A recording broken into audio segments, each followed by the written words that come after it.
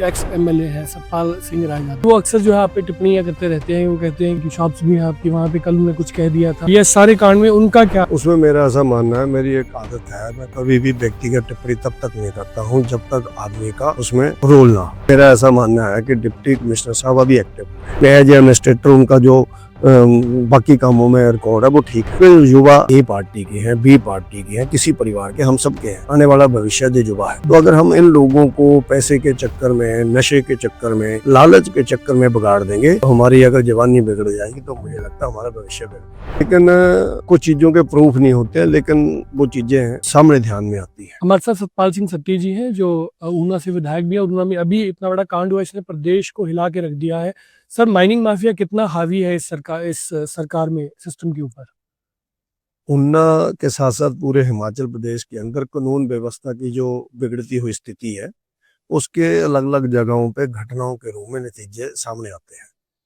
तो आपने देखा होगा कि ऊना के अंदर 2 तो मर्डर ही हो गए गोलीबारी के अंदर, अलग अलग शादियों के अंदर गोलीबारी हुई, और उसके साथ साथ किडनैपिंग का केस भी वहां पर हुआ।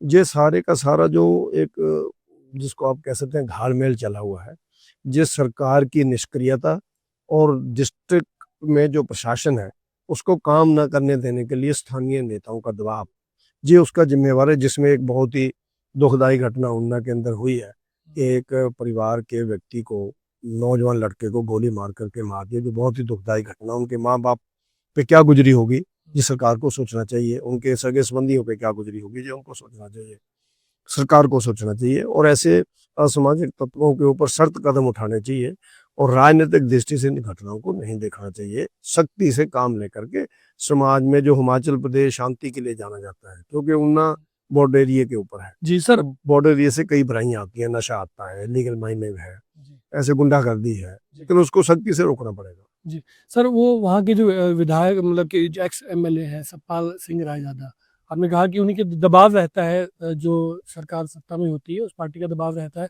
तो उन्हीं के यहाँ पे घटना भी, वो अक्सर जो है आप पे टिप्पणियां करते रहते हैं। वो कहते हैं कि कभी ये आज में शॉप्स का, आज सुबह उन्होंने कहा कि शॉप्स भी हैं आपकी वहाँ पे, कल उन्होंने कुछ कह दिया था। तो उनकी किस प्रकार सर आप देखते हो प्रतिक्रिया इस सारे कांड में, उनका क्या?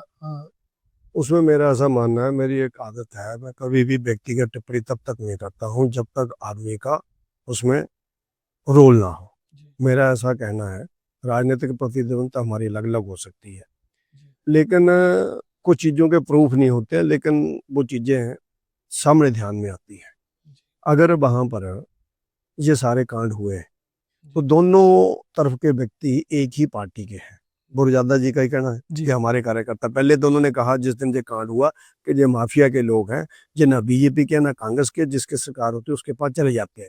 पर जब मुझे लगता दोनों तरफ से उनके ऊपर दबाव आया, तो दूसरे दिन फिर प्रेस कॉन्फ्रेंस हुई, तो उन्होंने कहा हमारे कार्यकर्ता है और ये बीजेपी वालों ने साजिश के अंतर्गत मरवा दिया है, जिसकी इंक्वायरी होनी चाहिए। मैं भी कहता हूँ इसकी इंक्वायरी होनी चाहिए, किसने किसको मरवाया यह पता लगना चाहिए, क्योंकि जो आशुपुरी की दुखदाई मौत हुई है उसके पेरेंट्स ने भी लिख करके दिया डिप्टी कमिश्नर को कि इसकी विस्तृत इंक्वायरी करो, हमें लगता है ऐसा। उन्होंने कहा कि इसको साजिश के अंतर्गत मारा गया।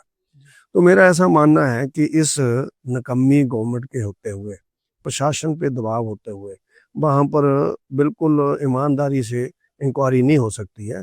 अगर प्रदेश गवर्नमेंट, हिमाचल प्रदेश के अंदर जो कट्टा संस्कृति आई है, चट्टा संस्कृति आई है, बड़ी बड़ी प्रॉपर्टियां बनाने की संस्कृति आई है, इस सारी घटनाओं की जांच सीबीआई और ईडी को बहुत भेज दे चीफ मिनिस्टर, सब तो दूध का दूध पानी का पानी उनका कहकर हो जाएगा। क्योंकि ये घटना हमारे पूर्व विधायक के होटल के अंदर से लड़ाई शुरू सड़क के ऊपर जाकर के गोलीबारी हुई, ज्यादा होटल के अंदर जो भी घटना हुई, तो वो वहीं थे। अगर उन, इसका मतलब है कि गैंगवार इतना बढ़ गया था कि उनकी भी नहीं सुनी गई। हो सकता उन्होंने मनाने की कोशिश की हो, जी, लेकिन नहीं। गैंगवार हो सकता सर। और अल्टीमेटली 2 व्यक्ति आज पीजीआई में जिंदगी और मौत में जूझ रहे हैं। एक व्यक्ति पंजाब के अंदर प्राइवेट हॉस्पिटल में दोनों बाजुओं को पे ऊपर प्लेटें डलवा करके वहां लेटा हुआ है, और चौथे व्यक्ति की मौत होगी। तो मुझे लगता है ऐसे नौजवानों में प्रतिद्वंदता बढ़ेगी, एक दूसरे का बदला लेने की कोशिश की जाएगी। तो फेसबुकों के ऊपर भी लोग डाल रहे हैं, उन सारी चीजों को रोकना चाहिए, क्योंकि युवा ए पार्टी के हैं, बी पार्टी के हैं, किसी परिवार के, हम सब के हैं। आने वाला भविष्य जो युवा है, तो अगर हम इन लोगों को पैसे के चक्कर में, नशे के चक्कर में, लालच के चक्कर में बिगाड़ देंगे, तो हमारी अगर जवानी बिगड़ जाएगी, तो मुझे लगता है हमारा भविष्य बिगड़।